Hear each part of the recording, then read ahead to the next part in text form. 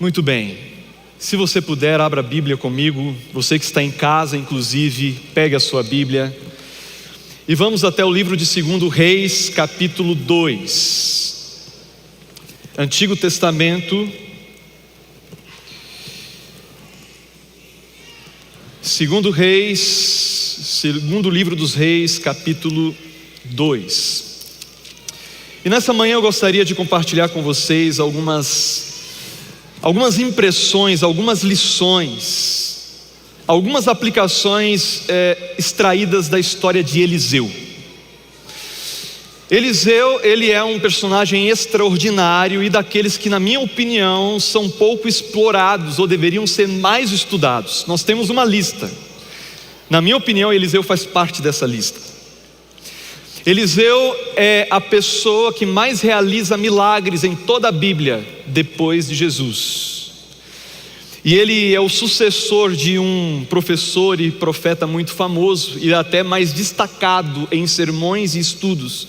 E você sabe de quem eu estou falando. Eu estou falando de Elias, correto? Elias.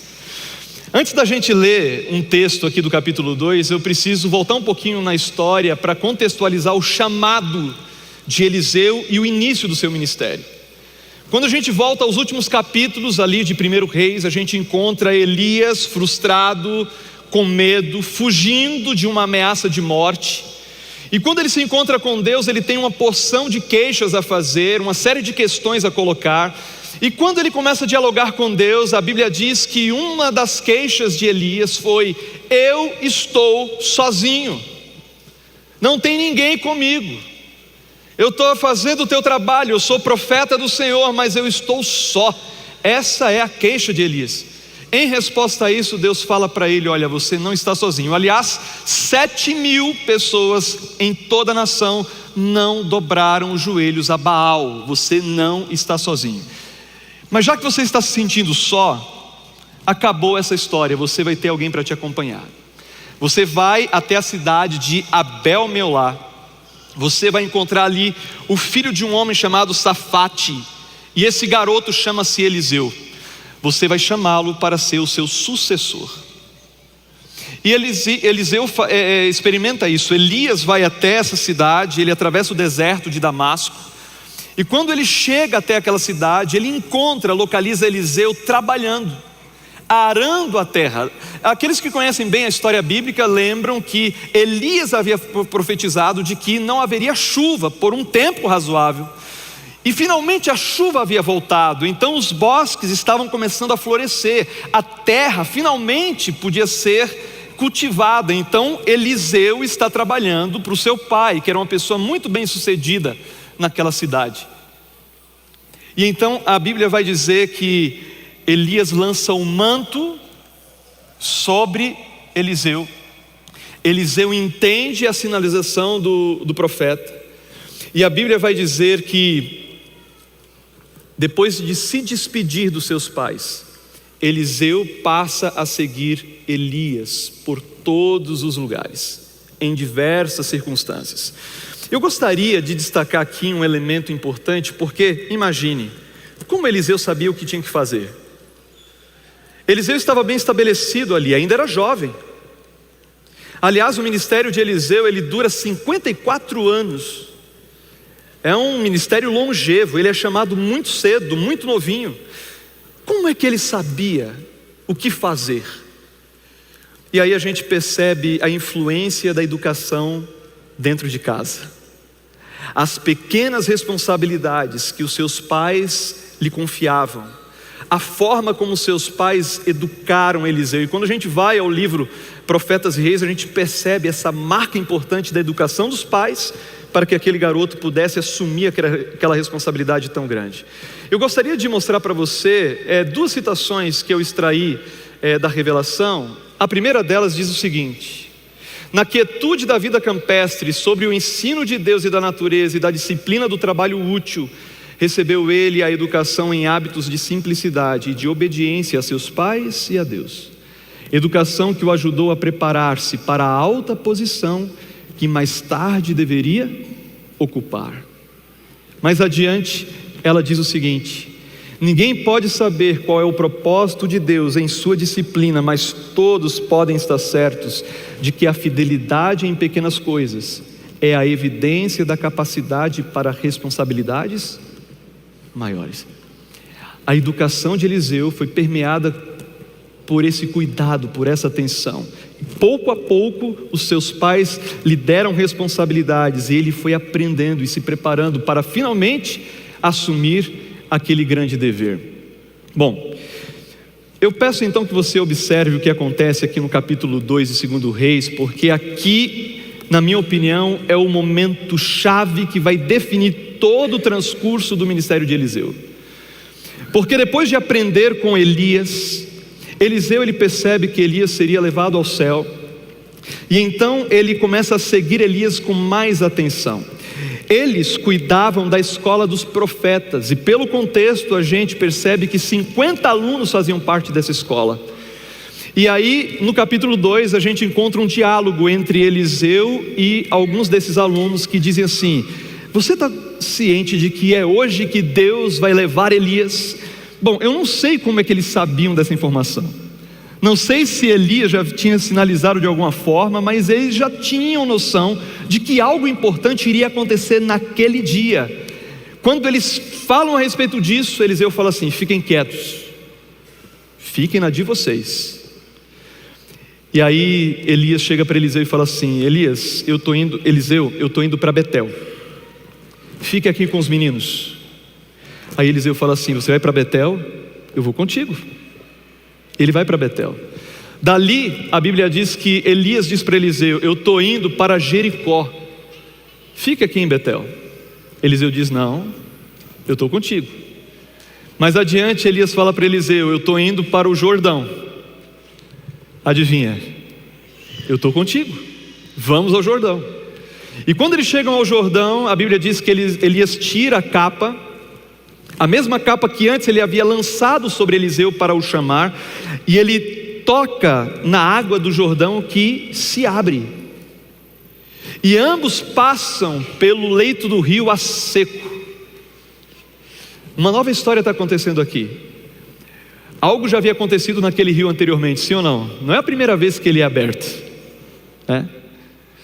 E então agora Elias e Eliseu passam por aquele rio, e do outro lado algo extraordinário acontece. Você recorda? Uma carruagem de fogo separa os dois. E antes que Elias subisse, Elias pergunta para Eliseu: Eliseu, peça qualquer coisa que eu vou te dar. O que você quer? Se alguém perguntasse para você hoje: o que você quer? Se Deus aparecesse para você hoje com essa proposta: vem cá, o que você quer? Se você pudesse pedir apenas uma coisa, que coisa seria essa? A resposta de Eliseu aparece aqui no verso 9, que diz assim: havendo eles passado, Elias disse a Eliseu: pede-me o que me queres que eu te faça, antes que eu seja tomado de ti. Disse Eliseu: peço-te que me toque por herança porção dobrada do teu Espírito. Eu quero o dobro do Espírito que está em ti. Quando a gente lê rapidamente assim, a impressão que dá é: Eliseu era meio guloso, sim ou não? Elias já era um homem poderoso, um homem cheio do Espírito, que havia protagonizado aquela cena no Carmelo, imagina! E aí Eliseu olha para ele e fala assim: eu quero 2 vezes isso aí que você tem, 2 vezes.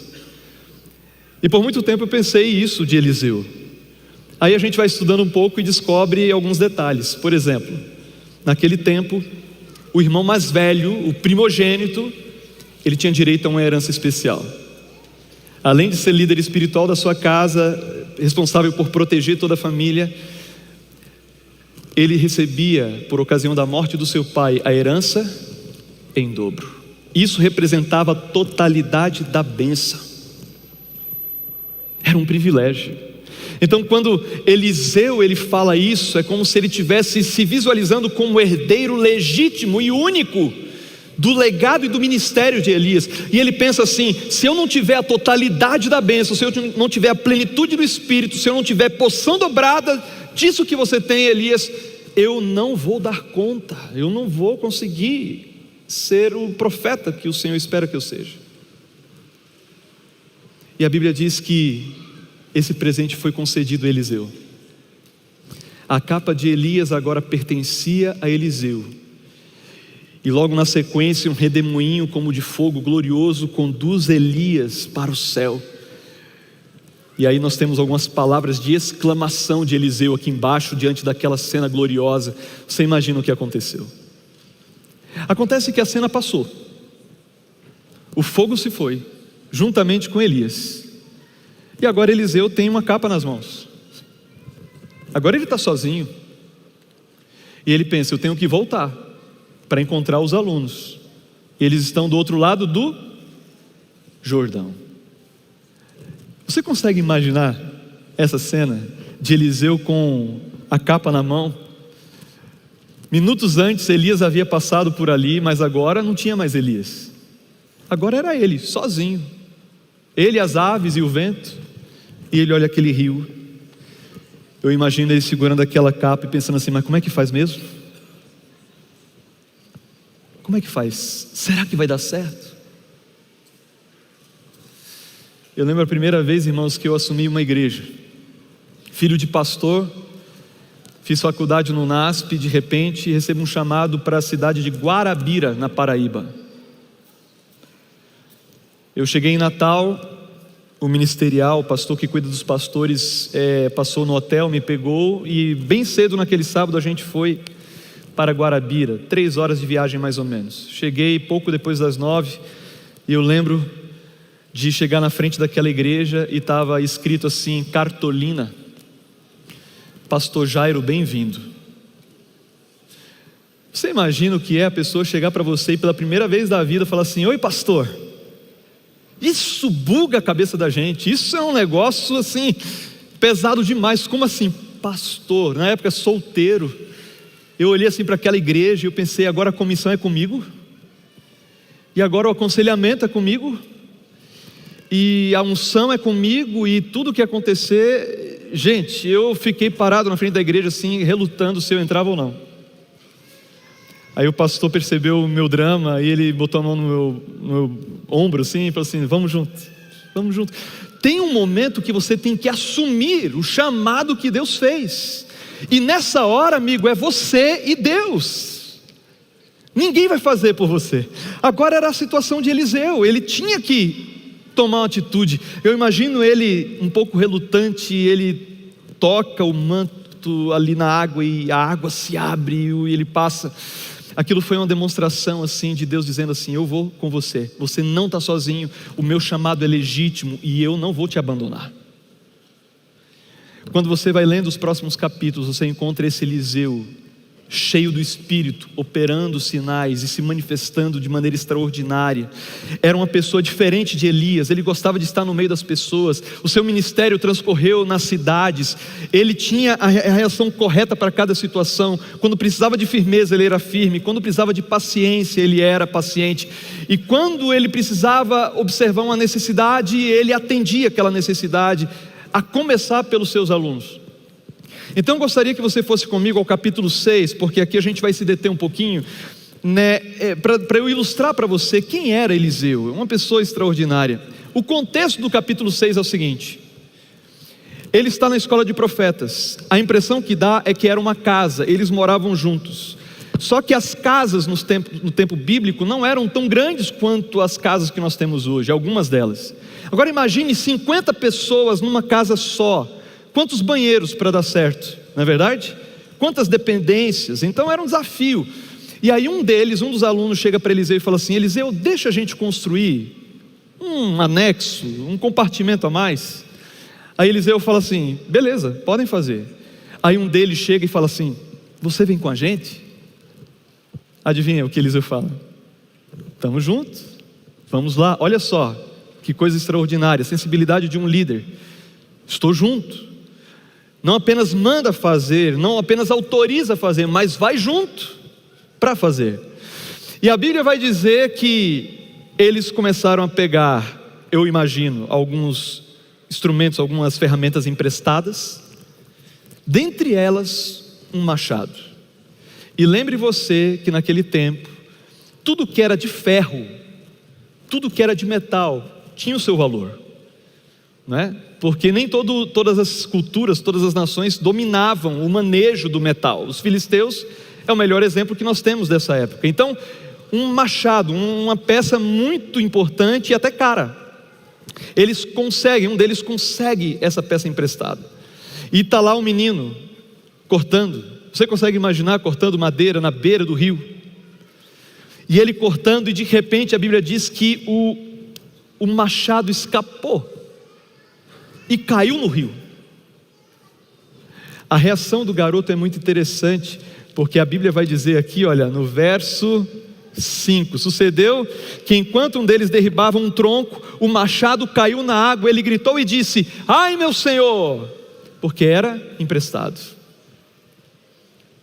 Você encontra humor aqui, não? Você consegue imaginar a cena? Pergunto: alguém aqui já estragou ou perdeu alguma coisa que te emprestaram? Levante a sua mão assim, bem discretamente. Ok, eu levantei porque isso já aconteceu comigo. Eu lembro que na pandemia um amigo muito querido, uma pessoa que eu amo muito, me pediu o carro emprestado. Você sabe que carro é uma coisa complicada de emprestar, não é verdade? Depois o meu sogro me puxou a orelha até, falou assim: rapaz, cuidado, vai que acontece um acidente, o carro está no teu nome, é um problema, né? Aquela coisa. Mas era pandemia, a situação ali, e eu lembro que o carro estava parado na frente de casa, a rua de bairro ali no Jardim das Américas, e depois que ele colocou uma criança na cadeirinha, no banco de trás, né, com cinto e tudo, ele entrou para dirigir, baixou o vidro e começou a me dar tchau, colocou a primeira e foi saindo. Só que eu que estava aqui percebi que um carro havia dobrado a esquina, dessas SUVs grandes, importadas, enormes, e estava vindo na mesma direção. Ele olhando para mim e dando tchau, eu aqui olhando para ele também dando tchau, mas percebi o carro vindo. Eu pensei: será que ele viu? Irmãos, não tinha visto. Então o lado esquerdo do meu pequeno carro pegou na lateral daquele bonito carro que passava. Um barulho para a rua ouvir, e praticamente uma tarde estragada, para dizer o mínimo. Você imagina o sentimento desse meu amigo diante da situação? Se você estivesse no lugar dele, como você se sentiria, hein? Na frente do dono. Eu nem peguei o carro, nem saí com o carro, já bati o carro. E aí eu falei para ele: cara, fica tranquilo, fica na paz, está tudo certo, tem seguro, a gente vê o que faz e tal. Mas o estrago estava feito. Esse menino fala assim: ai Senhor, era emprestado. Eu te pergunto, se você estivesse lá, o que você faria? Eu vou dizer para você o que eu faria, tá? Eu ia perguntar assim: tem 50 jovens. Eu ia perguntar: quem é que nada melhor aqui? Quem é bom de mergulho aqui? Afinal de contas, o machado não é uma peça tão pequena, certo? Se está no fundo, é possível que você consiga encontrar. Não é uma aliança que caiu, uma coisinha pequena. É um machado, é uma peça grande até. Quem nada bem aí? Se não tivesse, eu ia falar assim: consegue uma corda, vamos amarrar. Quem tem coragem aí? Talvez quem nade bem não exista, mas com coragem sempre tem alguém, né? Quem é o corajoso? Amarrar na cintura, a gente fica aqui e você vai lá. Se der ruim, a gente puxa. Isso sou eu na cena pensando em resolver o problema. Eliseu não faz isso. Olha o que Eliseu faz. Ele pega um pedaço de madeira, ele joga no rio, e a Bíblia não vai dizer isso, mas eu penso que ele se conectou com Deus naquela hora. Ele fala assim: Senhor, tu sabes onde está, não é verdade? Se o Senhor quiser fazer flutuar, faz isso agora, por favor. Ele joga a madeira e o machado flutua. Uau! Mas era uma coisa pequena, sim ou não? É um daqueles milagres que a gente meio que entende, mas será que precisava? Mas qual é a lição que eu extraio disso, queridos? Eliseu é alguém que, para problemas corriqueiros e até pequenos, recorre primeiro a Deus, antes de qualquer outra pessoa. A gente costuma recorrer a Deus quando a gente já esgotou todas as possibilidades, sim ou não? Você já foi no médico, você já foi no terapeuta, você já foi no gerente do banco, Você já falou com o pai, com mãe, com a esposa, você já recorreu e não resolveu. Aí quando você não tem alternativa, aí você, não, agora é orar, é o que sobrou. Sendo que a oração nunca deveria ser a última resposta, a última alternativa, mas sempre a primeira reação.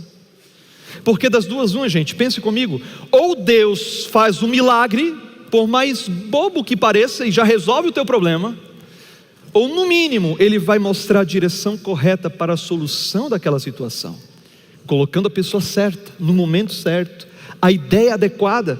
Então o mais inteligente que nós podemos fazer em situações assim, é recorrer primeiro ao Senhor, primeiro ao Senhor, antes de qualquer outra situação, primeiro o Senhor. Essa é a lição que eu extraio desse episódio de Eliseu. Quem está comigo diga amém. Amém. Mas agora eu quero que você olhe para o verso 8, porque para mim esse é um dos episódios mais extraordinários da vida desse homem. E a Bíblia vai dizer o seguinte: o rei da Síria fez guerra a Israel, e em conselho com seus oficiais disse: em tal e tal lugar estará o meu acampamento. Queridos, só um detalhe: Eliseu exerce o seu ministério no reino do norte. Ele vai terminar o seu ministério por volta do ano 798 a.C. 70 anos depois da sua morte, esse reino não vai existir mais. Ele vai ser dissolvido, ele vai ser destruído, por conta da rebeldia, por conta da rebelião do povo. E Eliseu exerce o seu ministério nesse ambiente, nessa geografia. Então era natural que os inimigos viessem, porque era um povo difícil, era um povo que não era fiel 100%, era um povo que se afastava de Deus. Todos os reis eram maus e assim por diante. Então quando esse exército da Síria, liderados por esse rei cujo nome não é mencionado, declara guerra a Israel, algo está acontecendo aqui que a gente precisa perceber. Porque além da declaração de ataque, a Bíblia vai dizer qual era a estratégia desse inimigo. Porque fala assim: em tal e em tal lugar estará o meu acampamento. A palavra acampamento aqui no hebraico, mahané, que quer dizer acampamento militar, grupo organizado, assentamento temporário. Em outras palavras, emboscada, certo? Então a estratégia desse inimigo é a seguinte: não vamos atacar Jerusalém de imediato, não vamos ao centro da resistência do povo, a gente vai colocar o nosso acampamento nas pequenas vilas, nas pequenas estradas, para ganharmos terreno, para finalmente alcançar o nosso objetivo. A estratégia do rei é diferente aqui. E aí quando eu estava lendo isso, eu estava pensando também, porque nós que somos espirituais, ou pelo menos buscamos ser, nós somos convidados a olhar a realidade a partir da ótica bíblica e tentar extrair de repente alguma lição a partir de um episódio como esse. Na minha cabeça o que veio, eu pensei: o inimigo das nossas almas faz exatamente desse jeito. Ele é inteligente demais para atacar o centro da nossa resistência moral, por exemplo. Ele prefere ganhar terreno pouco a pouco, atacando as regiões menos protegidas, às vezes tidas como menos importantes. Então quando eu li isso aqui, eu pensei assim: Senhor, será que existe alguma área em minha vida em que o inimigo está ganhando terreno? Será que existe algum aspecto da minha existência, da minha rotina, onde Satanás está conseguindo ganhar território? E aí a aplicação ela é muito individual. Eu olho para você e fico imaginando se no meio desse conflito Satanás não esteja naquele ponto cego, ganhando terreno pouco a pouco. Uma pessoa que não tem problema com dinheiro, para citar um exemplo, uma pessoa que é fiel a Deus, dízimos, ofertas, a pessoa que paga os seus impostos, uma pessoa que não é avarenta, uma pessoa que é generosa, uma pessoa que não tem no dinheiro o centro da sua vida, o inimigo não vai colocar casca de banana nesse caminho. Ele é inteligente demais para isso. Uma pessoa que não tem problema moral em relação à sexualidade, uma pessoa que se mantém pura, uma pessoa que é correta nesse assunto, o inimigo ele não vai gastar energia e tempo nisso aí. Ele vai colocar a sua atenção, talvez naquilo que a gente não percebe, naquilo que está fora do radar. Como eu disse, aquele ponto cego que você olha assim e pensa que não tem ninguém, mas tem, e está lá. É isso que ele está fazendo aqui. Então essa é uma reflexão que a gente precisa ter. E aí no verso 9 vai falar exatamente qual é a postura de Eliseu no meio desse cenário. Olha só que lindo. Mas quem?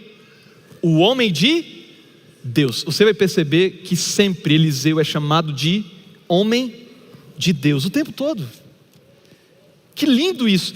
Irmãos, quantos homens de Deus você conhece por aí? Quantas mulheres de Deus você conhece? Se a lista é pequena é porque existe algum problema, sim ou não? Devia existir mais. Homens de Deus, mulheres de Deus. Mas o homem de Deus, olha o que ele faz: mandou dizer ao rei de Israel: guarda-te de passares por tal e tal lugar, porque os sírios estão descendo para lá. O que Eliseu está fazendo aqui, gente? É o título da mensagem de hoje. Está fazendo o quê? Sabotagem. O inimigo tem um plano, mas Eliseu ele entra no meio disso para estragar o plano desse inimigo. Então como funcionaria hoje em dia, né? Eu imagino. Imagine que uma pessoa aqui nessa cidade, ela está sendo atacada pelo mal, e o inimigo já ganhou terreno e já está a ponto de destruir aquela família, aquela vida. E aí o problema está por todas as partes: problema com o filho, problema no casamento que está quase terminando. Deus está longe da rotina da família, e essa mulher, vamos pensar que é uma mulher, ela se ajoelha e ela clama a Deus por livramento. Ela pede ajuda: Senhor, me protege, me dirige, abençoa a minha vida, protege a minha casa. É um grito de socorro. Isso acontece lá. Aí do outro lado da cidade tem uma pessoa que acorda cedo e fala assim: Senhor, usa-me para a tua glória hoje, me permita ser bênção na vida de alguém. Se o Senhor desejar que eu seja a resposta à oração de alguém. E aí de repente ambas se encontram no ônibus. Aquela que orou a Deus pedindo para ser bênção percebe que algo está errado com aquela outra pessoa, e com essa sensibilidade, a autoridade espiritual se aproxima dessa pessoa e fala assim: como você está? Eu percebi que tem alguma coisa que não está legal. Você precisa de ajuda? Dali vem uma oração, dali vem uma sugestão, um conselho, dali vem um convite. E no momento que essa pessoa entra em contato com aquela cuja vida está sendo destruída pelo mal, uma reversão começa a acontecer, porque aquela pessoa se tornou naquele momento uma sabotadora do mal, e começa a desarticular aquilo que Satanás por anos cultivou naquela casa. Irmãos, nós precisamos de mais sabotadores, sim ou não? Pessoas guiadas pelo Espírito de Deus, que têm sensibilidade espiritual para reagir e agir da maneira correta, como Deus espera. Nós precisamos disso.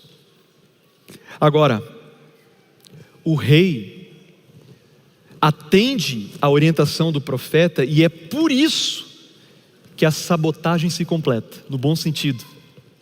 Porque a Bíblia vai dizer o seguinte: olha, o rei de Israel enviou tropas ao lugar onde o homem de Deus lhe falara que tinha avistado, e assim se salvou, não uma, mas muitas vezes, nem duas vezes, foram várias. Então, quando o inimigo montava um plano, esse plano já nascia natimorto, já nascia frustrado, porque alguém conectado com Deus transmitia a palavra de Deus para o governante, que ouvia a palavra do Senhor e obedecia. Todas as vezes que nós ouvimos a palavra de Deus e obedecemos, isso significa proteção para a nossa vida. Existem alguns versos que falam a respeito disso. Josué capítulo 1 verso 8 diz assim: não cesses de falar desse livro da lei, medita de dia e de noite, para que não tenhas cuidado em fazer conforme tudo que nele está escrito, então farás prosperar o teu caminho e serás bem sucedido. 1 João 2,14 diz: eu escrevi, jovens, porque vocês são fortes, e a palavra de Deus permanece em vós, e já vencestes o maligno. Então obedecer a palavra de Deus, seguir a palavra de Deus é bênção e proteção, e evita que o mal cumpra o seu propósito na nossa vida e na vida das pessoas que nos cercam. Bom, como você acha que fica esse rei inimigo? Frustrado, sim ou não? Ele faz um plano somente com os seus principais generais, e cada plano que ele elabora dá errado. Qual é a conclusão dele? Tem um informante aqui. Aí ele faz uma reunião para saber quem era o informante naquela situação. E aí um dos rapazes se levanta e fala assim: opa, rei, deixa eu te explicar o que está acontecendo.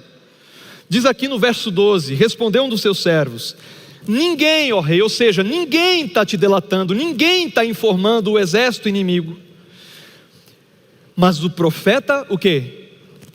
Eliseu, que está em Israel, faz saber ao rei de Israel as palavras que falas na tua câmara de dormir. Amém? Irmãos, isso aqui para mim é extraordinário. Primeiro, o servo não chama Eliseu de homem de Deus, certo? Ele chama Eliseu pelo nome.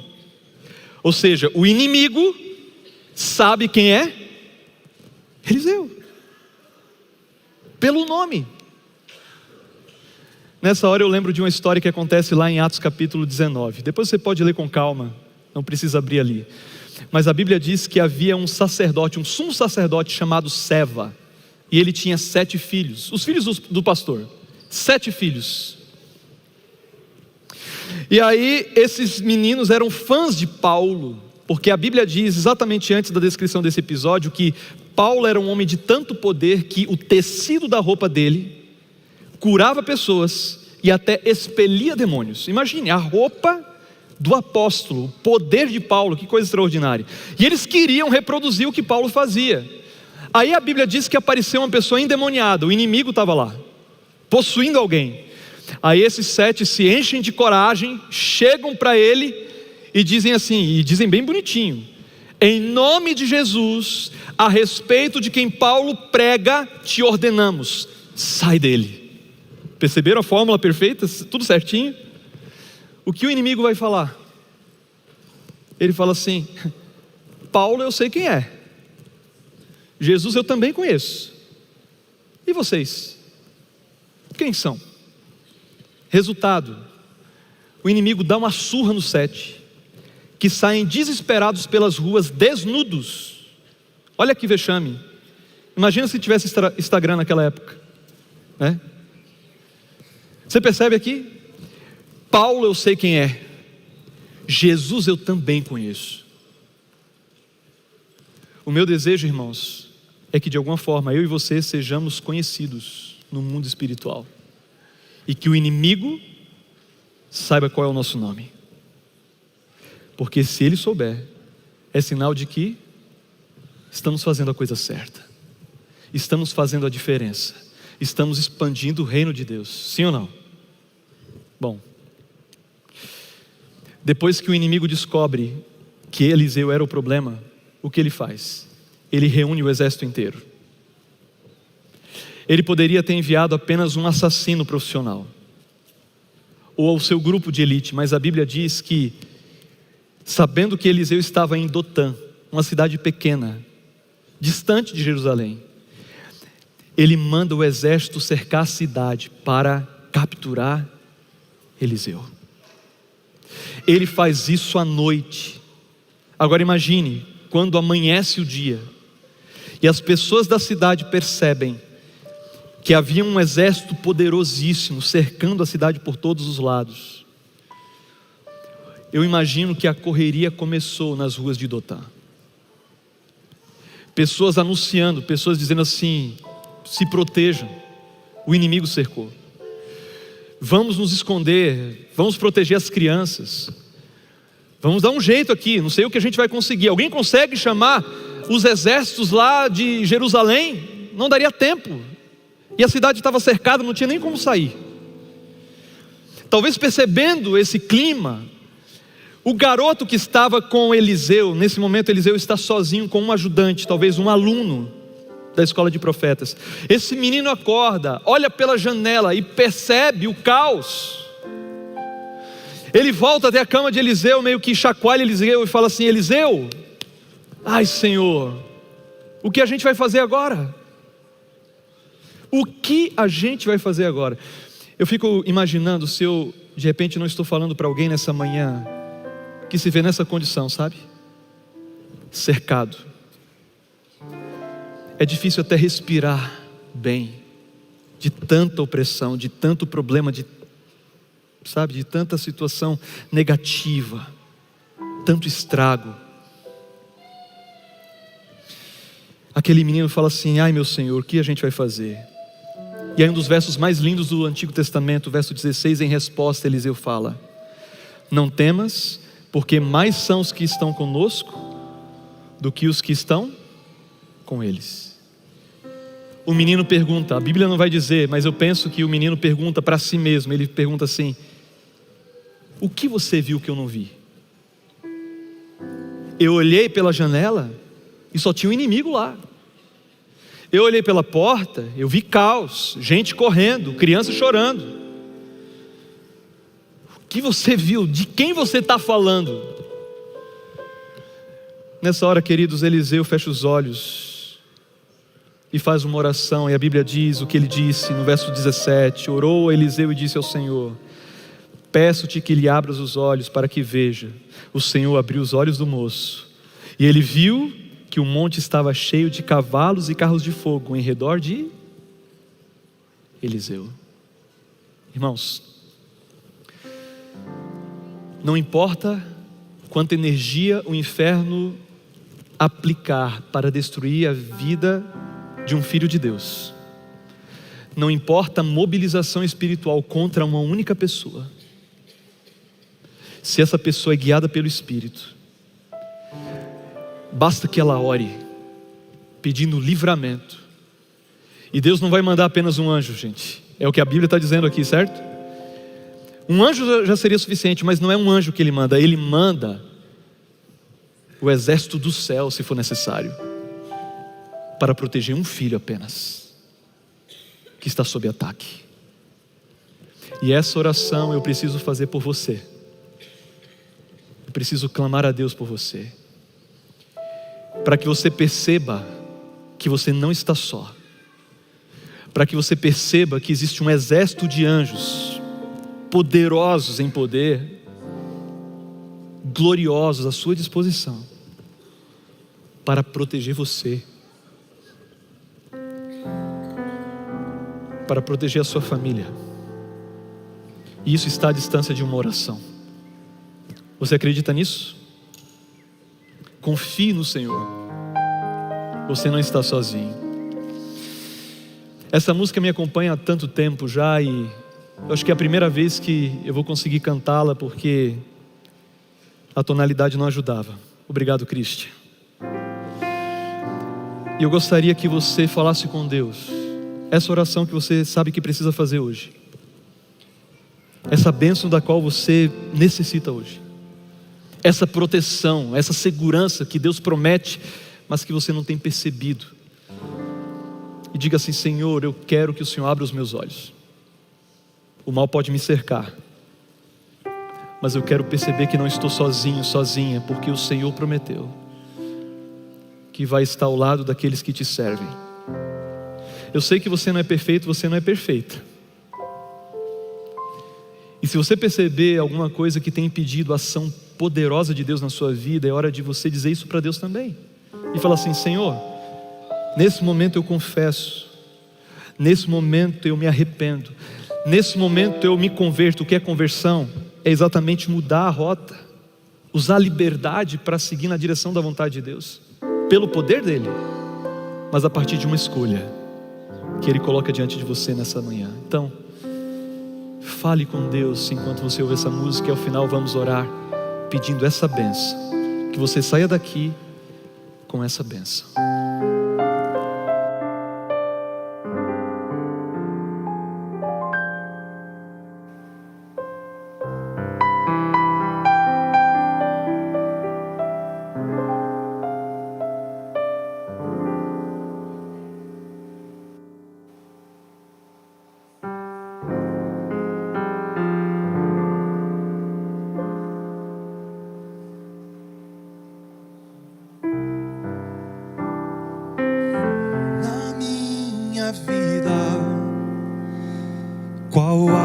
sem um ninho, procurando abrigo. Clamei em alta voz, ninguém podia ouvir. Senhor, eu perguntei, por quê?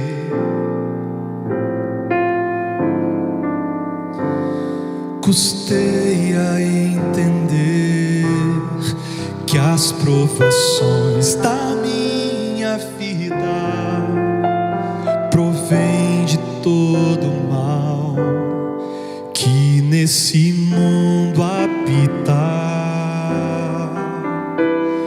Aqui quem só perdeu, quem sabe só ganhou. Um dia todos saberão, um dia os olhos se abrirão para tudo entender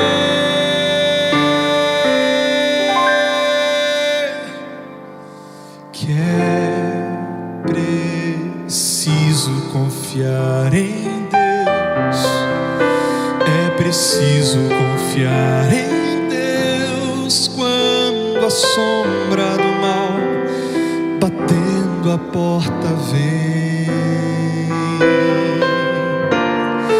É preciso com fé lutar, é preciso tão só lembrar que depois dessas trevas vem o sol, que depois da angústia vem a paz. É através do sofrer que eu toco a mão de Deus. É preciso coragem pra seguir, pois um dia a tristeza findará e ao final todo pranto Ele enxugará.